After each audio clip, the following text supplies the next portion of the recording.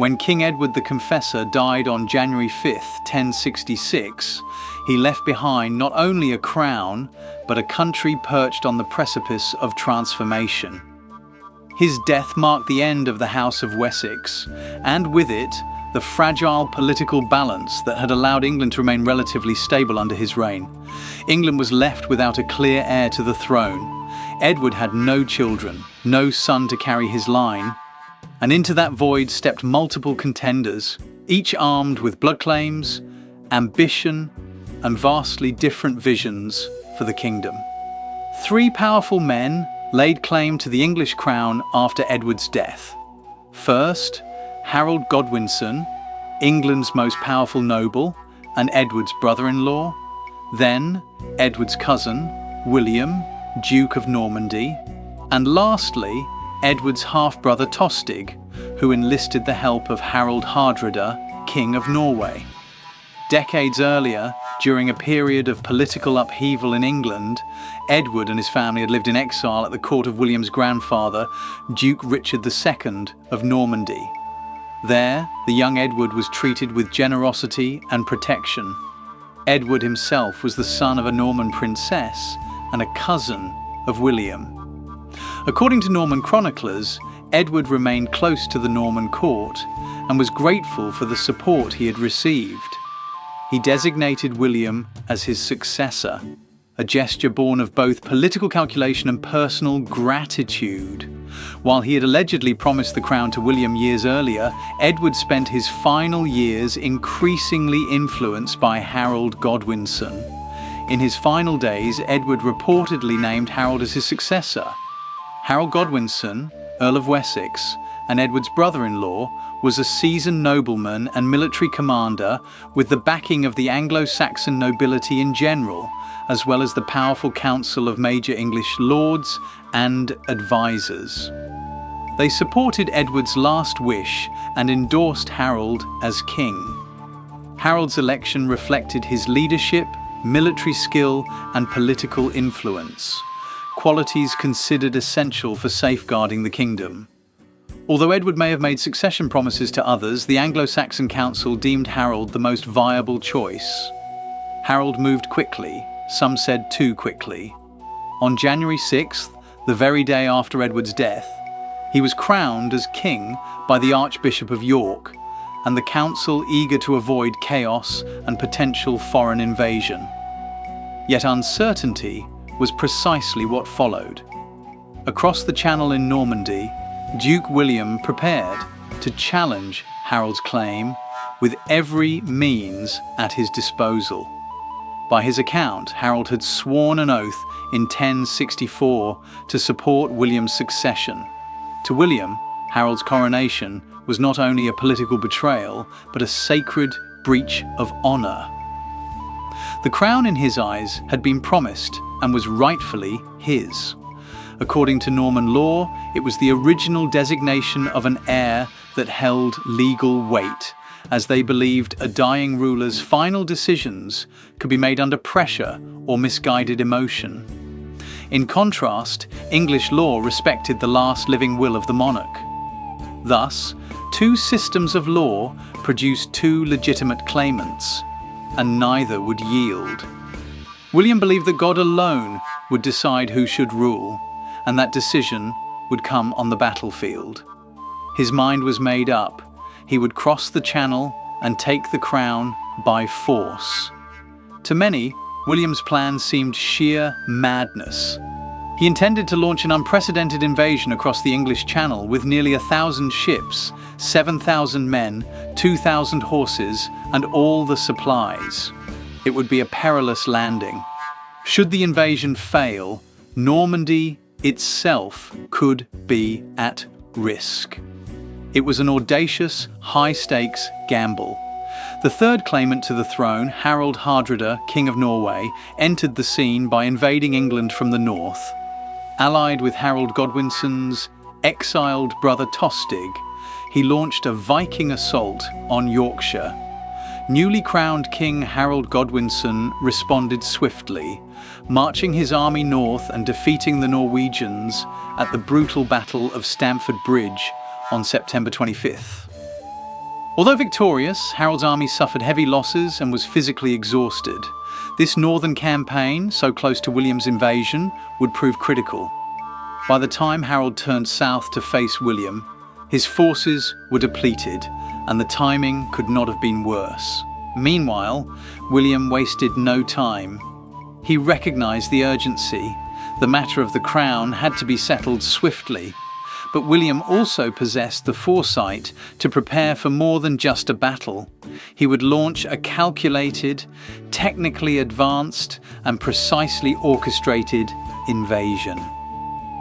The scale of his ambition was extraordinary. Transporting an army across the English Channel required far more than ships and men. It demanded political acumen, financial power, and meticulous coordination.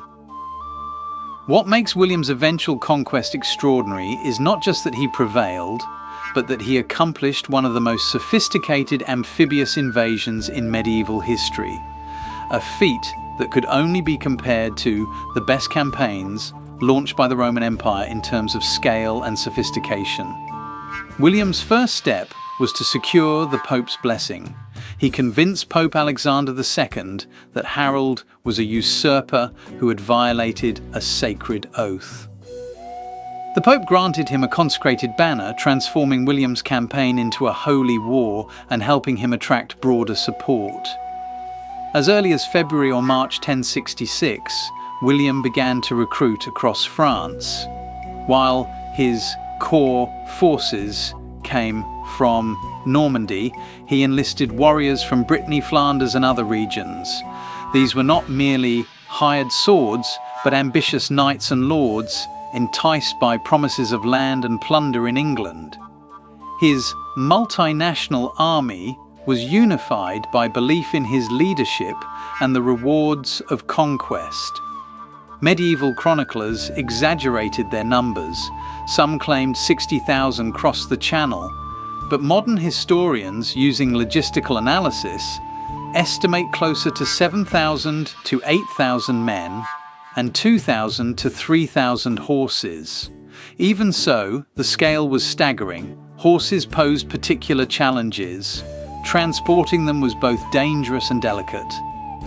They were indispensable to Norman cavalry tactics and required stability, nourishment, and protection at sea. What is especially remarkable is the speed with which William mobilized the resources of an 11th century economy. William commissioned an entire invasion fleet. Chroniclers claim 3,000 ships were built, though modern historians estimate 700 to 800. Even at the lower end, the achievement was extraordinary. It is believed that the fleet was constructed over a period of roughly 5 months, from late winter through midsummer of 1066.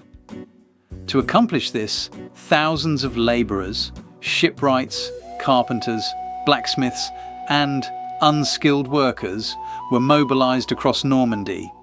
Towns and monasteries were required to provide materials, manpower, and facilities. The Bayeux Tapestry captures this massive effort: shipwrights chopping timber, shaping planks, and hammering nails. Though stylized, the tapestry faithfully conveys the scale, urgency, and organization involved in what was perhaps the most ambitious maritime construction project of the Middle Ages. The core fleet used traditional Viking-style longships, dracars, swift, low-profile vessels suited to men and cargo.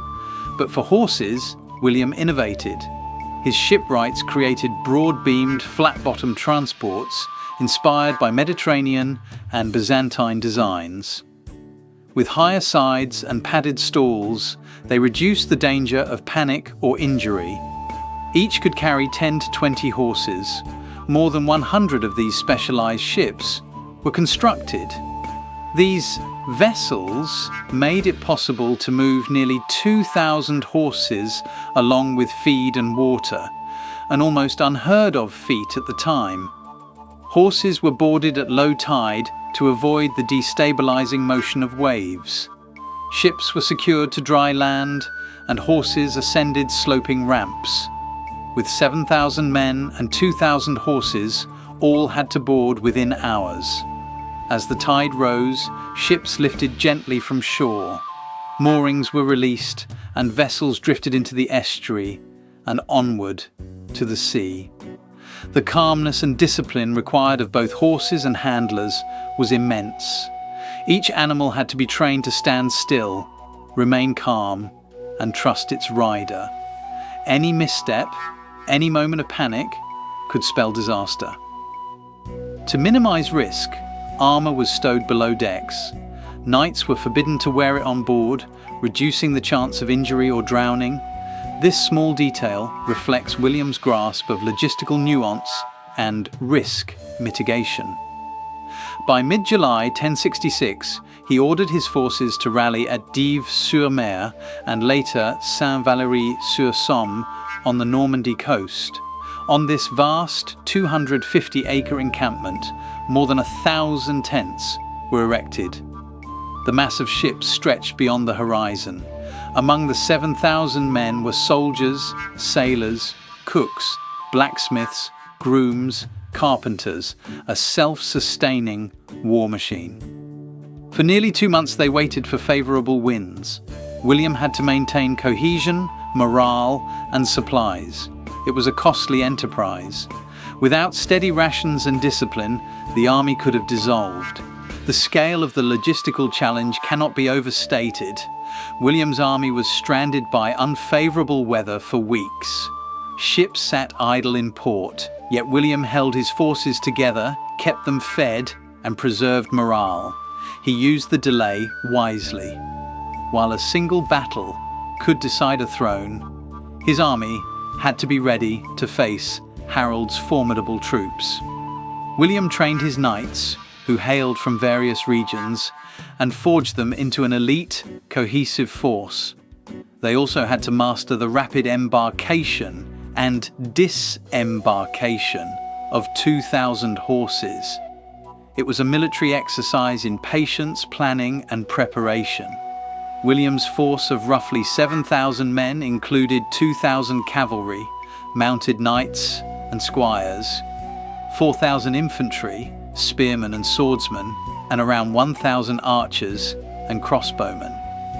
This was a balanced, deliberately constructed army designed to maximize tactical flexibility. Norman cavalry was William's ace. English armies fought almost exclusively on foot, but William brought elite mounted troops, riding war horses trained to charge in formation and using stirrups, an innovation of that time, for balance. These knights were trained to break infantry lines. Such a coordinated cavalry assault had never before been seen in England, and the innovation didn't stop there.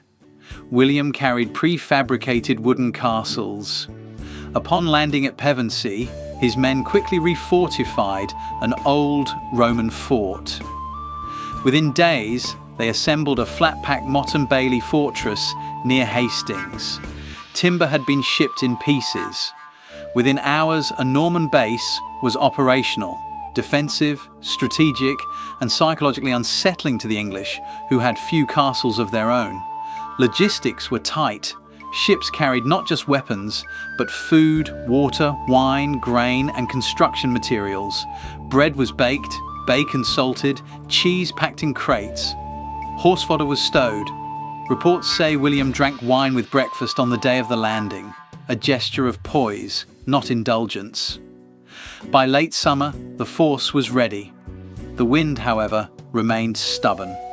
For weeks, the fleet lay anchored at the Dives River mouth. William's leadership shone again. He maintained discipline, morale, and readiness. Finally, on September 12th, after nearly 6 weeks of waiting, the army set sail. Not to England, but first to Saint-Valery-sur-Somme. From there, the final leg would be shorter and safer. On September 28, 1066, the winds turned favourable. At 6 p.m, William's entire fleet set sail under cover of night. By morning, they landed at Pevensey unopposed. The Bayeux Tapestry shows men unloading gear, horses leaping ashore, camps erected. William lost no time. He refortified Pevensey and began constructing his second prefabricated fortress near Hastings. The English were stunned. They had no precedent for such a rapid, coordinated, and well-supplied military occupation. Meanwhile, Harold Godwinson was returning from the north. After defeating the Norwegians at Stamford Bridge on September 25th, he marched south. His army had endured days of hard marching and brutal combat. They were tired, wounded, and far from fresh. On October 14th, 1066, the two armies met near Hastings. Harold's men held the high ground, forming a dense shield wall. The Normans attacked in waves, archers, infantry, and cavalry. When a rumor spread that William had fallen, he removed his helmet to reveal his face, rallying his troops. At one point, the Normans pretended to retreat. When the English gave chase, they broke formation. That moment proved fatal. Norman cavalry exploited the gap. By day's end, Harold was dead, struck down in battle, possibly by an arrow to the eye, as depicted in the tapestry. With his fall, the English line crumbled. The Normans surged. The conquest was complete. Within weeks, William advanced methodically. He secured key towns and accepted surrenders. On Christmas Day, 1066, he was crowned King of England at Westminster Abbey. William's victory was total, but more than that, it was transformational. He brought new laws, a new language, new aristocracy, and new architecture. England was never the same. William the Conqueror didn't just win a battle, he changed the course of history. If you enjoyed this story, subscribe for more historical deep dives into the boldest campaigns, most surprising strategies, and the people who reshaped nations.